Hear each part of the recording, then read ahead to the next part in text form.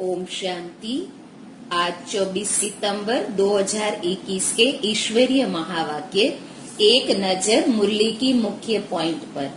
आज बाबा ने कहा, तुम यहाँ श्री कृष्ण जैसा प्रिंस बनने की पढ़ाई पढ़ते हो। पढ़ाने वाला है स्वयं भगवान। कई बाबा के बच्चे जब बाबा भगवान वाच बोलते हैं तो मुंझ जाते हैं, क्योंकि भगवान गुप्त है। वह समझते हैं इस दादा ने भगवान वाच बोला, परंतु निराकार को बोलने के लिए जरूर मुख चाहिए ना। भगवान बोल रहे हैं, यह सिर्फ तुम ही जानते हो। बाबा कहते हैं, तुमको हम राजाओं का राजा, प्रिंस का प्रिंस बनाता हूँ। विकारी प्रिंस, निर्विकारी प्रिंस श्री कृष्ण को नमन करते हैं। राजयोग सिखलाने वाला एक ही भगवान है, न कि कृष्ण। कृष्ण की भक्ति व नारायण की भक्ति एक ही बात है। कृष्ण ही बड़ा होकर नारायण बनता है। बाबा ने कहा, बच्चे तुम ज्ञान चीता पर बैठने से गोरे बनते हो, फिर काम चीता पर बैठ सांवरे बन गए हैं। मैं आया हूँ तुम बच्चों को संपूर्ण निर्विकारी बनना है योग बल से। जो फर्स्ट प्रिंस सतयुग का था, वह अब 84 जन्म लेकर कलयुग में बेघर बना है। श्री कृष्ण को भगवान कहते, तो भगवान फिर पुनर्जन्म में कैसे आएगा? भगवान तो निराकार है। अगर पवित्र नहीं रहेंगे तो शांति धाम सुख धाम कैसे जाएंगे? भगवान वाच है कि मैं बुढ़े साधारण तन में आकर तुम बच्चों को पढ़ाता हूँ। मैं गर्भ में नहीं आता हूँ। गर्भ में आने वालों को तो पुनर्जन्म में आना पड़े। बच्चों को समझाया है, परिपक्व अवस्था होने से भक्ति आपे ही छूट जाएगी। कभी किसी को कहना नहीं है कि भक्ति न करो, उनको ज्ञान देना है। बाबा ने कहा, कल्प कल्प संगम युगे मैं आता हूँ। उन्होंने कल्प अक्षर निकाल युगे युगे लिख दिया है। युग 4, 5वां युग है संगम युग, तो 5 अवतार होने चाहिए। कच्छ, मच्छ, परशुराम, ये सब शास्त्रों की बातें हैं। बाबा कहते हैं, मैं बच्चों को दुख कैसे दे सकता हूँ? दुख तो हर एक को कर्मों अनुसार मिलता है। इतना समय नहीं है जो तुम्हारी प्रॉपर्टी का बच्चा मालिक बन सके। बड़ा होगा तब मालिक बने, परंतु इतना टाइम नहीं है। विनाश सामने खड़ा है। शिव बाबा कालों का काल आया हुआ है, जो सभी आत्माओं को ले जाएंगे। बाप आए हैं भक्तों को भक्ति का फल देने। बाहर वालों के पास पैसा बहुत है, तो गरीब देश को कर्ज देते।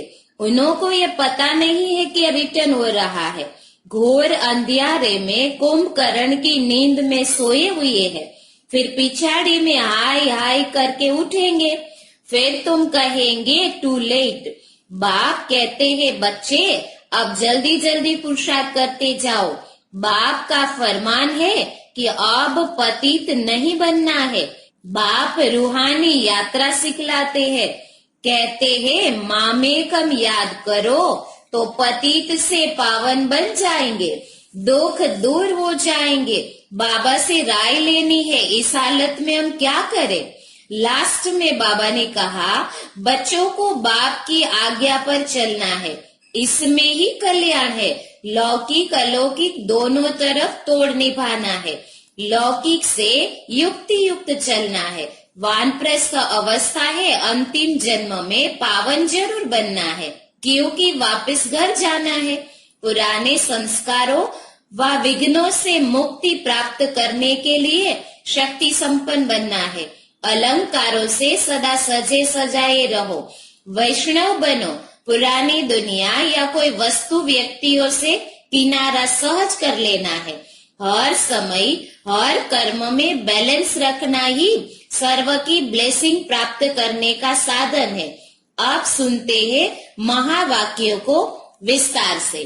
मुरली का सार है, मीठे बच्चे तुम यहाँ श्री कृष्ण जैसा प्रिंस बनने की पढ़ाई पढ़ते हो। तुम्हें पढ़ाने वाला स्वयं भगवान है। प्रश्न, बाबा जब भगवान उवाच शब्द बोलते हैं तो कई बच्चे भी मूंझ जाते हैं, क्यों? उत्तर, क्योंकि भगवान तो गुप्त है।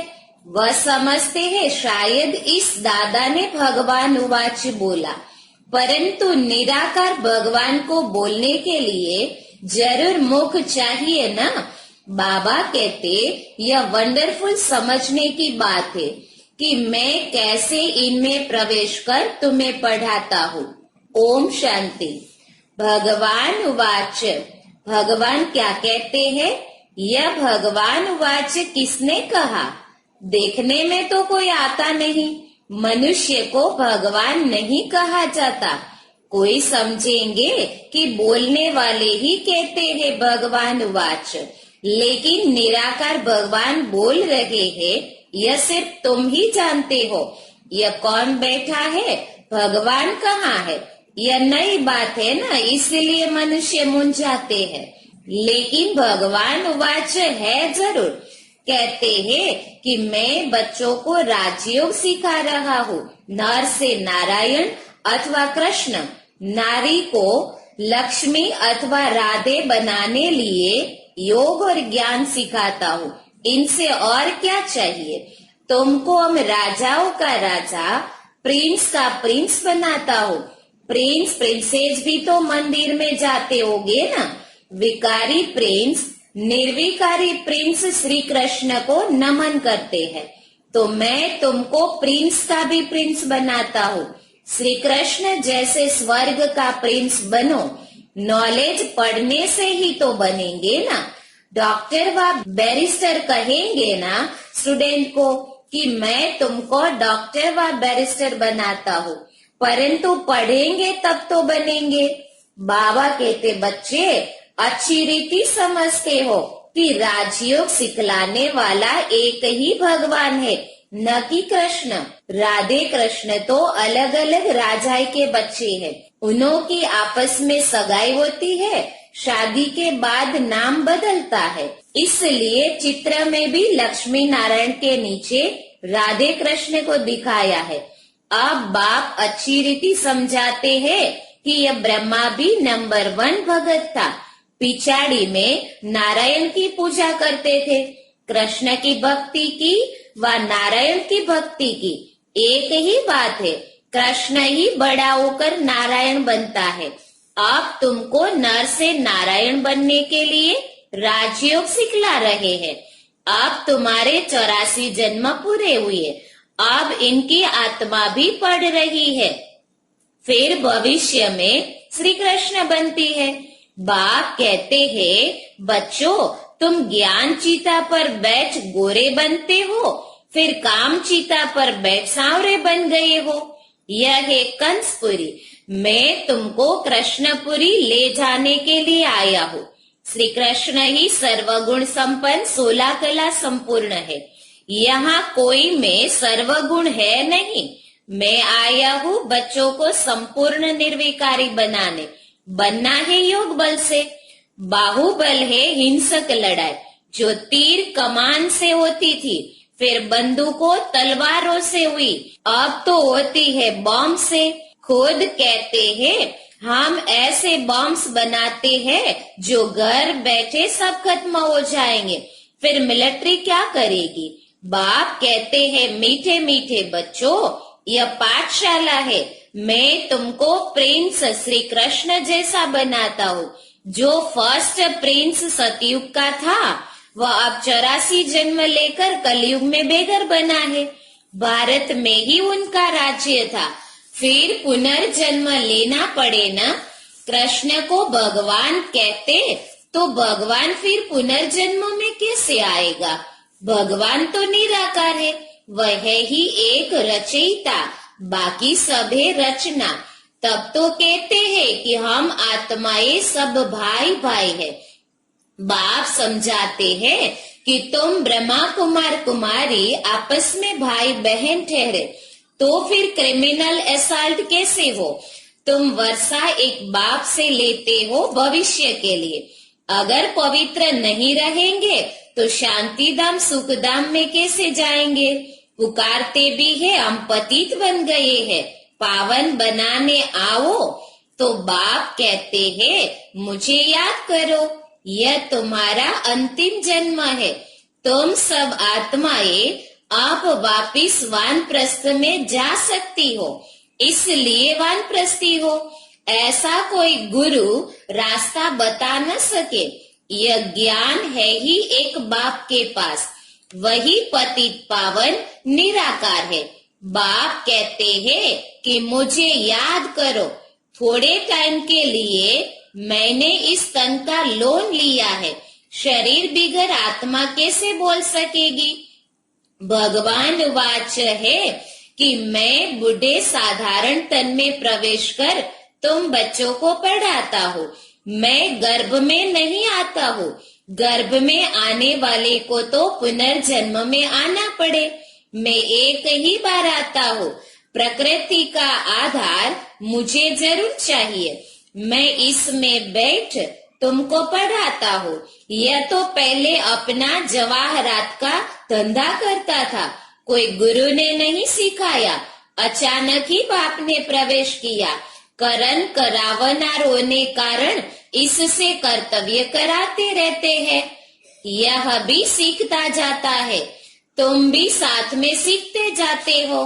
बोलते हैं तुमको, परंतु सुनता पहले मैं हूँ। पढ़ाने तुम बच्चों को आता हूँ, परंतु इनकी आत्मा भी पढ़ती रहती है। बच्चों को राजयोग सिखलाने आया हूँ, ऐसा कभी कोई पढ़ाते नहीं है। यह है पावन बनने की बात। यह संगम युग है ही पुरुषोत्तम बनने का। पुरुषोत्तम श्री कृष्ण था। स्वयंवर के बाद उनकी डिग्री कुछ कम हो जाती है, इसलिए श्री कृष्ण की महिमा बहुत है। नाम ही है श्री कृष्णपुरी। इनको कहा जाता है कंसपुरी। बाकी कहानी बनाई है कृष्ण और कंस की। बच्चों को समझाया है कि परिपक्व अवस्था होने से भक्ति आपे ही छूट जाएगी। तुम कभी कोई को ऐसा नहीं कहना कि भक्ति न करो, उनको ज्ञान देना है। बाप तुमको ज्ञान दे, स्वर्ग का प्रिंस बनाने आए हैं। कृष्ण भी स्वर्ग का मालिक था, अब नहीं है। फिर से वह भी राजयोग द्वारा बन रहे हैं। तुमको भी पुरुषार्थ कर बाप को याद करना है। हेवन की स्थापना करने वाला है हेविनली गॉडफादर। वही आकर नई सृष्टि रचते हैं। वह करेगा तब जब कलयुग पूरा होगा। सतयुग त्रेता में नहीं आते। कहते हैं मैं कल्प कल्प संगम युगे आता हूँ। उन्होंने कल्प अक्षर निकाल सिर्फ युगे युगे लिख दिया है, तो भी 4 युग है, 5वां है यह संगम युग। अच्छा, फिर तो 5 अवतार मानो, परंतु इतने कच्छ मच्छ परशुराम अवतार होते हैं क्या? यह सभी है शास्त्रों की बातें। धर्म का नाम और भारत का नाम ही बदली कर दिया है। हिंदू धर्म और हिंदुस्तान कह देते हैं। भारत नाम क्यों बदलना चाहिए? यदा यदा हि धर्मस्य ग्लानिर्भवति भारत, उसमें भी भारत का अक्षर आता है। बाप समझाते हैं कि तुमने कोई एक जन्म थोड़ी भक्ति की है, द्वापर से की है। भक्ति भी पहले अव्यभिचारी थी, सिर्फ शिव की भक्ति करते थे। जिस शिव बाबा ने ही भारत को स्वर्ग बनाया था और अब फिर स्वर्ग का मालिक बनाने आए हैं, तो पतित शरीर में बैठ बताते हैं कि मैं आता ही हूँ पतित शरीर में, पतित दुनिया में पतितों को पावन बनाने। भक्ति मार्ग में तो फिर भी मेरे लिए बड़ा भारी मंदिर बनाते हैं। कितना क्लियर बात है, कितनी क्लियर बात है। इनमें बाबा की प्रवेशता हुई और गीता आदि पढ़ना छोड़ दिया, भक्ति छूट गई। अनायासी तो छोड़ा। तुमको कोई ने कहा नहीं कि भक्ति नहीं करो, अब तुम बच्चों को बाबा समझाते हैं कि फिर से मैं तुमको कृष्णपुरी का मालिक बनाता हूँ। कृष्ण की फिर 8 डिनाइस्टी चलती है। पहले कहेंगे प्रिंस ऑफ सतयुग, फिर बनता है किंग ऑफ सतयुग। 8 पीढ़ी उनकी चलती है। उस समय तो दूसरी राजाएं होती नहीं। अब बाबा कहते हैं तुम बच्चे भी सतयुग के प्रिंस बनो। भक्ति में कोई सुख नहीं है, ज्ञान से तुम स्वर्ग के मालिक बनते हो। कोई का बाप मर जाता है तो उनसे पूछा जाए तुम्हारा बाप कहाँ गया, कहेंगे स्वर्गवासी हुआ। समझते हैं आत्मा और शरीर दोनों गए, लेकिन शरीर तो यहाँ ही छोड़ गए, बाकी गई आत्मा। इसका मतलब पहले नरक में था, आत्मा शरीर छोड़ स्वर्ग में गई, फिर इसमें रोने की क्या दरकार है। स्वर्ग अब यहाँ है क्या, परंतु समझते नहीं है। कह देते सब ईश्वर का हुक्म है, सुख दुख सब ईश्वर देता है, सब ईश्वर के रूप है। परंतु बाप कहते हैं कि मैं बच्चों को दुख कैसे दे सकता हूँ। बाप से बच्चे कब दुख मांगते हैं क्या? बाप तो बच्चों को लायक बनाकर प्रॉपर्टी दे जाते हैं, बाकी दुख तो हर एक को कर्मों के अनुसार ही मिलता है। बाप कहते हैं कि अभी बच्चे आदि कुछ नहीं मांगो, अभी यह प्रॉपर्टी आदि सब खत्म होने वाली है, फिर तुम्हारे बच्चों को क्या मिलेगा। इतना समय ही नहीं है जो तुम्हारी प्रॉपर्टी का बच्चा मालिक बन सके। बच्चा बड़ा हो तब तो मालिक बने, परंतु इतना टाइम ही नहीं है, विनाश सामने खड़ा है। मनुष्य तो कहते हैं कि कलयुग में अर्जुन 40,000 वर्ष पड़े हैं। यह ब्रह्मा कुमार कुमार या तो विनाश विनाश करते रहते हैं। कहानी है ना, शेर आया, आखिर तो आया और खा गया। सब समझते हैं कि थोड़ा थोड़ा काल आएगा, यह तो होता ही रहता है, लेकिन तुम कहते हो कि महाकाल आया हुआ है। शिव बाबा कालों का काल आया हुआ है जो सभी आत्माओं को वापिस ले जाएगा, तो शरीर तो जरूर छोड़ना पड़े। इसलिए बाबा कहते हैं योग से पवित्र बनो, आत्माओं को पवित्र बनाए फिर वापिस ले जाएंगे। अगर पवित्र नहीं बनेंगे तो बहुत सजाएं अंत में खानी पड़ेगी और उच्च पद भी पा नहीं सकेंगे। श्री कृष्ण नंबर 1 पासविद ऑनर है, उनको स्कॉलरशिप मिलती है, 21 जन्म राज्य पाते हैं। कितना सहज समझाते हैं, बुद्धि में बैठता भी है फिर गुम हो जाता है। किसी को भी भक्ति छुड़ानी नहीं है। बाप आए हैं भक्तों को भक्ति का फल देने। कहते हैं मैं कल्प पहले मिसल उसी साधारण तन में आया हूँ, कल्प कल्प आकर तुमको पढ़ाता हूँ। यह है ऊंचते ऊंच पढ़ाई। तुम जानते हो हम सतो प्रधान थे, अब तमो प्रधान है, फिर भारत ही सतो प्रधान बनता है। और धर्म वालों ने इतना सुख नहीं देखा है तो दुख भी नहीं देखा है। बाहर वालों के पास पैसा तो बहुत है तो गरीब देश को कर्ज देते हैं। उन विचारों को पता नहीं है यह तो रिटर्न हो रहा है। बिल्कुल घोर अंधियारे में कुंभकर्ण की नींद में सोए हुए हैं, पिछाड़ी में हाय हाय कर उठेंगे। फिर तुम कहेंगे टू लेट, क्योंकि लड़ाई शुरू हो जाएगी। फिर क्या करेंगे? बम्बोर को आग लग जाती फिर तो टू लेट हो जाता है। इसलिए बाप कहते हैं बच्चे अब जल्दी जल्दी पुरुषार्थ करते जाओ। बाबा कोई जास्ती तकलीफ नहीं देते हैं। बाबा को आकर कहते हैं कि बाबा अगर हम पूजा नहीं करते, वह कहते हैं कि यह तो नास्तिक बन गया है। बाबा राय देते हैं कि साक्षी होकर बाबा की याद में रहो, थोड़ी थोड़ी पूजा बाहर से कर दो। एक होता है दिल से करना, दूसरा होता है राजी करने के लिए करना। अंदर में तुमको शिव बाबा को याद करना है। अगर कोई तंग करते हैं तो पूजा कर दिखाओ, तो वह खुश हो जाएंगे। यह कोई पाप का काम नहीं है। बाबा तो बहुतों को कहते हैं, शादी आदि पर भले जाओ, दोनों तरफ तोड़ निभाना है। वहां भी सुनाते सुनाते कोई न कोई को तीर लग जाएगा। युक्ति से चलना है। बाप का फरमान है कि अब पतित नहीं बनना है, पवित्र बनने से ही तुम कृष्णपुरी के मालिक बनेंगे। शिव बाबा को याद करो तो विकर्म विनाश होगे और विश्व के मालिक बन जाएंगे। बच्चों, ऐसी ऐसी युक्ति से अपने मित्र संबंधियों को समझाना है।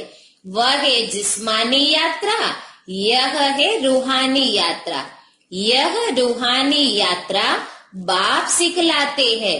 कहते हैं कि मामेकम याद करो तो पतित से पावन बन जाएंगे और सब दुख दूर हो जाएंगे। कोई विरला व्यापारी व्यापार करे, अर्थात बैंकुट की बादशाही लेवे, श्रीमत पर चलते रहो।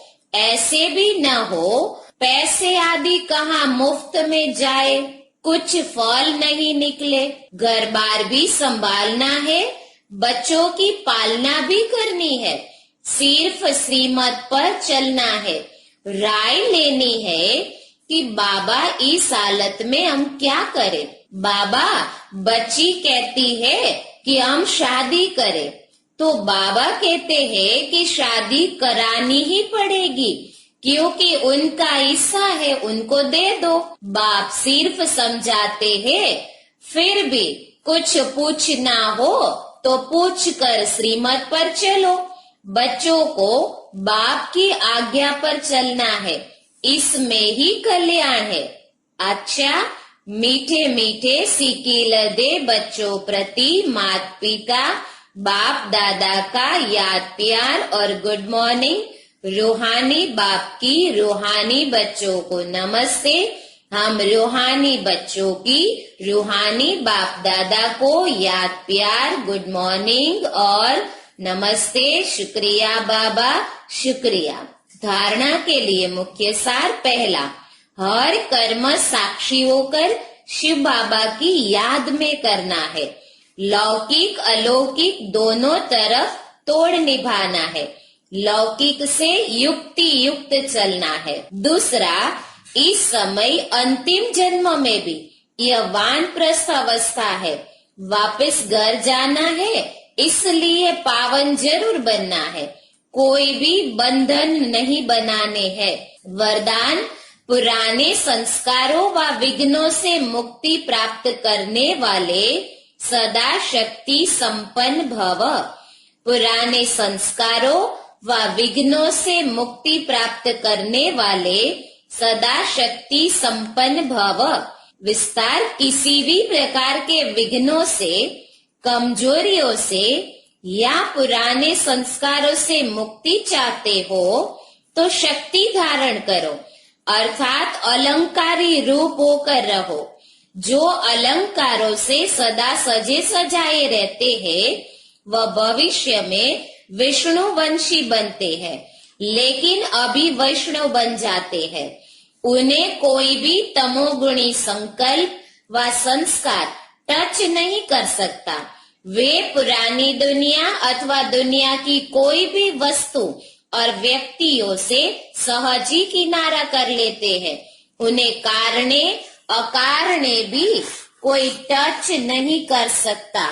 स्लोगन, हर समय हर कर्म में बैलेंस रखना ही सर्व की ब्लेसिंग प्राप्त करने का साधन है। हर समय हर कर्म में बैलेंस रखना ही सर्व की ब्लेसिंग प्राप्त करने का साधन है। ओम शांति।